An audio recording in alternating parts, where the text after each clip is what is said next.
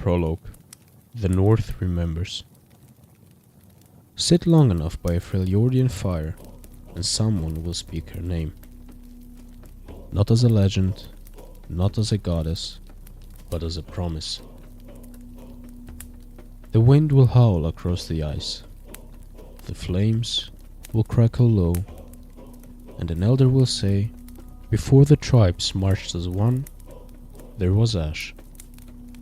And that is where the story begins. Act 1. A land that does not forgive. The Freljord is not merely cold. It is patient. It waits.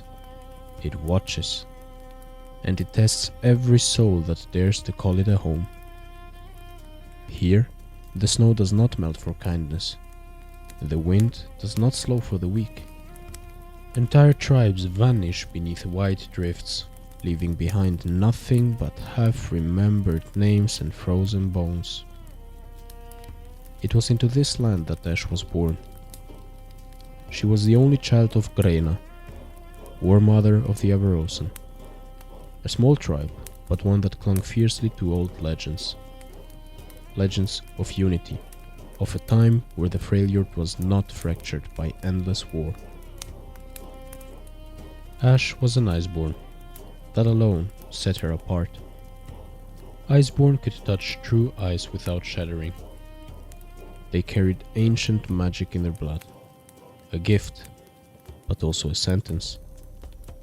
Iceborn were expected to fight, to lead, to endure. From the moment Ashe could walk, the future pressed in on her like the code itself. She would lead one day. Everyone knew it. Everyone wanted it, except Ashe herself. She grew skilled with bow and spear, learned to hunt across frozen plains, learned how to read the sky for storms and the ice for weakness. But while others dreamed of glory, Ashe dreamed of quiet things. A land without raids. She dreamt of people who did not need to sharpen their weapons every dawn. But in the Freljord, such dreams are dangerous. Act 2. The Girl Before the WARMOTHER. There was a time, although brief and fragile, there was a time when Ashe felt like a child. Each summer, when the herds migrated near the Ornkal rocks, another Iceborn girl would arrive with a sister tribe. Her name was Sejuani. The two of them could have not been any more different. Sejuani laughed loudly, fought recklessly, and embraced the old ways without question. Ashe listened more than she spoke, loosed her arrows with careful precision, and wondered why things had to be the way they were. But together, they were inseparable. They hunted side by side.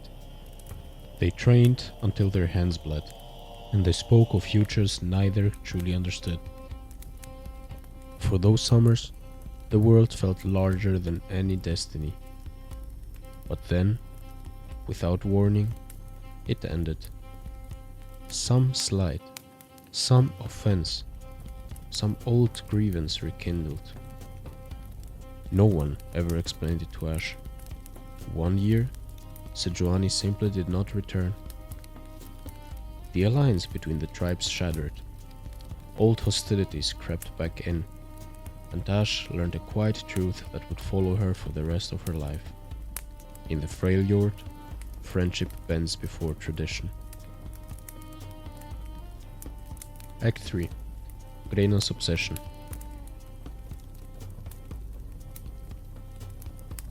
As Ashe grew older, her mother grew restless.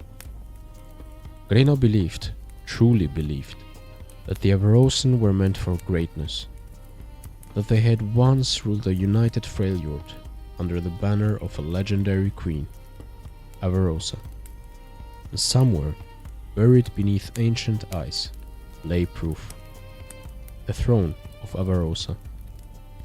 A hoard of relics, weapons of true ice, power enough to restore her people.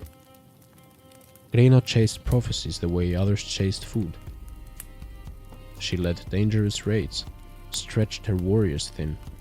She asked her people to endure hunger and hardship for the sake of a dream. Ashe watched it all with growing unease.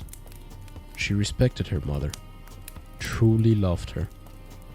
But she saw the cost, and the Freljord always collects its due. Act 4. Fire and Flight. The raid was unnecessary. Everyone knew it, but no one dared say it aloud. Grena led her warriors into another tribe's territory, driven by whispers of prophecy and the belief that risk was proof of faith.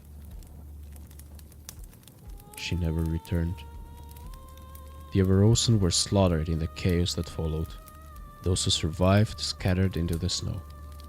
Ashe fled, not as a war mother, and not as a leader, but as a hunted girl, carrying nothing but her mother's final map and grief, too heavy for words. For days she ran, for nights she hid, until the map led her to a silent glacier, a place untouched by time. There, beneath all the ice, she found Avarosa's bow. True ice. When Ashe grasped it, the cold did not reject her, it welcomed her. With that bow, Ashe avenged her mother, not in rage, but with purpose. Each arrow flew true, guided by something older than vengeance. And when it was done, she turned west, not to conquer, but to survive. Act 5. A different kind of leader. Ashe could have just simply vanished into legend. Instead, she chose something harder. Along her journey, she encountered scattered tribes, hearth-bound people struggling to endure. Many expected her to take thralls, as was tradition. She refused. Instead, she offered protection, belonging, a place in a new tribe. Word spread quickly. An iceborn archer, bearer of Avarosa's bow, a leader who did not rule through fear. Some even whispered that Ashe was more than a woman, that she was Avarosa reborn. Ashe never confirmed the tale, but she did not deny it either, because it is belief that feeds people when the food is scarce. Act 6. The Cost of Unity. The march south nearly broke Ashe and her tribe. Hunger gnawed at her people. Winter pressed in. Even legends could not fill empty stomachs. So Ashe did what no war mother had done before. She negotiated.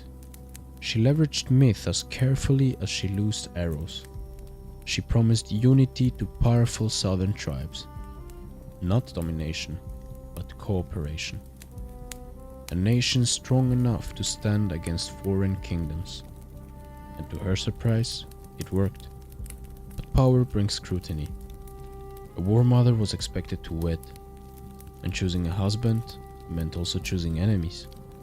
Ashe's solution shocked everyone. She chose Tryndamere, a warrior from a nearly destroyed mountain clan. No magic, no noble lineage, only raw strength and a fury that unsettled even seasoned fighters. They feared him, but Ashe saw him.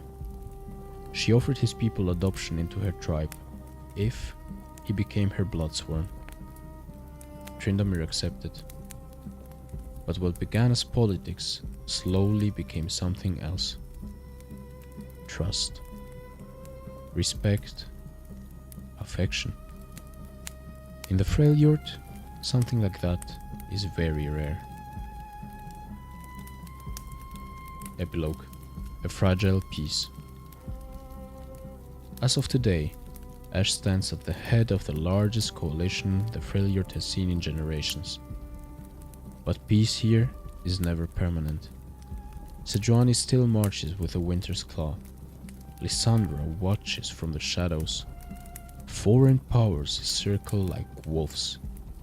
And Ashe carries the heaviest burden of all. A destiny she may not fully believe in, but must uphold for her people to endure. So when you lose an arrow as Ashe, when you stand your ground instead of roaming, when you play not for glory but for control, remember, she was never meant to be a conqueror. She was meant to be a unifier. And the Freljord never forgets.